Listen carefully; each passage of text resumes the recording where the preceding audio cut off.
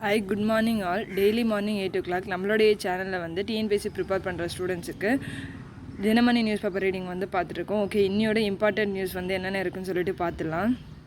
இன்றைக்கி வந்து அதிகமாக வந்து இம்பார்ட்டன்ட் நியூஸ் வந்து கிடையாது. எது இம்பார்ட்டண்ட்டாக இருக்கோ அதை மட்டும் வந்து ரீட் பண்ணிகிட்டே வந்துடும். சரிங்களா?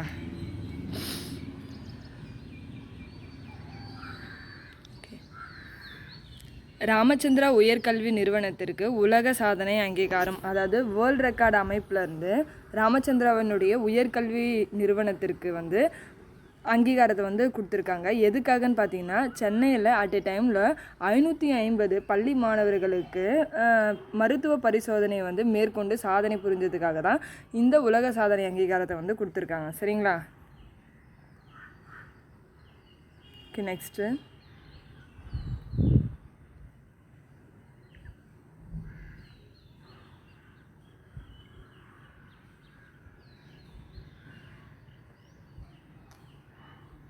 ஓகே, இன்னையோட குறள் வந்து நம்ம ரீட் பண்ணிக்கலாம். இந்த குறள் வந்து வினை திட்பம் அப்படின்ற அதிகாரத்தில் வந்து நம்ம கொடுத்துருக்காங்க. முதல்ல குறளை வாசிக்கலாம். சொல்லுதல் யாருக்கும் எளிய அறியவாம் சொல்லிய வண்ணம் செயல். அதாவது இந்த குறளினுடைய பொருள் என்னன்னு பார்த்தீங்கன்னா, ஒரு செயலை இந்த மாதிரி செய்யுங்க அப்படின்னு சொல்கிறது வந்து ரொம்ப ரொம்ப ஈஸி. ஆனால் சொன்ன மாதிரி அவங்களாலேயே அதை செய்ய முடியுமான்னு கேட்டிங்கன்னா அது வந்து கஷ்டம். அதுதான் வந்து சொல்கிறாங்க. சரிங்களா? அதுதான் வந்து ஒரு செயலை சொல்கிறது ஈஸி, செய்கிறது கஷ்டம்னு சொல்லுவாங்க இல்லையா ஷார்ட்டாக. அதுதான் வந்து இந்த குறளினுடைய பொருள். சொல்லுதல் யாருக்கும் எளிய அறியவாம் சொல்லிய வண்ணம் செயல். இந்த குறள் வந்து வினை திட்பம் அப்படின்ற அதிகாரத்தில் வந்து நம்மளுக்கு கொடுத்துருக்காங்க. சரிங்களா?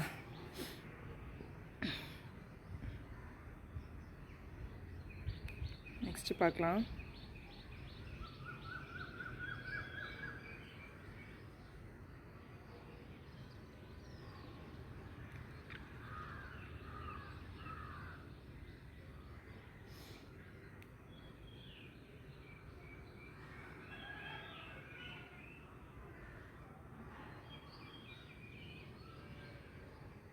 இங்கே பாருங்கள்.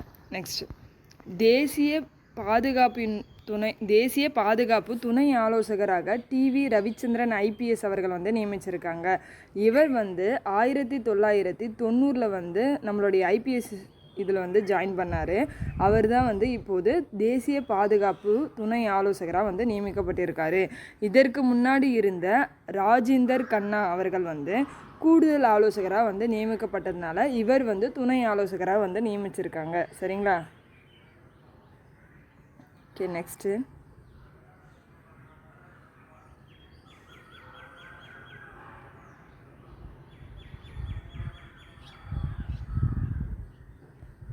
ஜஸ்ட் இதை தெரிஞ்சு வச்சுக்கோங்க. நேபாளத்தில் வந்து பிரசாண்டா அவர்களுடைய அரசு வந்து கவிழப்போகிறது அப்படின்னு சொல்கிறாங்க. அதாவது 2022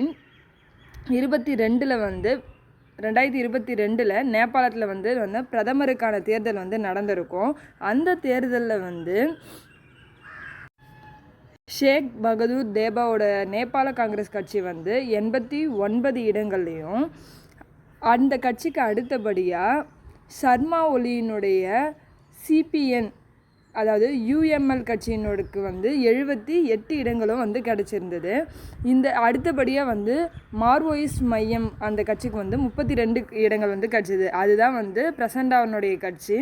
அதில் ஷேக் பகதூர் தேபாவனுடைய கட்சியும், அதாவது நேபாளஸ் காங்கிரஸ் கட்சியும் பிரசண்டாவனுடைய மாவோயிஸ்ட் மையம் கட்சியும் சேர்ந்து தான் வந்து ஆட்சி அமைச்சிருப்பாங்க, கூட்டணி சேர்ந்து. இதில் ஷேர் பகதூர் தேபா வந்து யாருக்கு இப்போ வந்து ஆதரவு கொடுக்க போகிறேன்னு பார்த்தீங்கன்னா சர்மா ஒலிக்கு வந்து கொடுக்க போகிறதுனால அந்த நேபாள நாட்டில் வந்து பிரதமரை வந்து ஆட்சி பதவி விலகணும் அப்படின்னு சொல்லியிருக்காங்க. அதனால் தற்போது பிரதமராக இருக்க பிரசண்டா மேலே நம்பிக்கை தீர்மானம் வந்து எடுத்துகிட்டு வர போகிறதா வந்து சொல்கிறாங்க.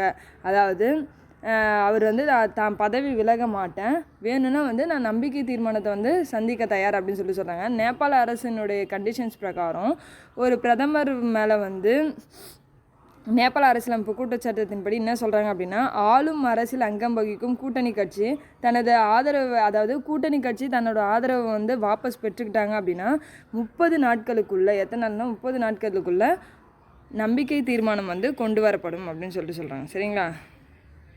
ஓகே, நெக்ஸ்ட்டு பார்க்கலாம். ஓகே, ஒரு இம்பார்ட்டண்ட்டான நியூஸ் இருக்குது பாருங்கள்.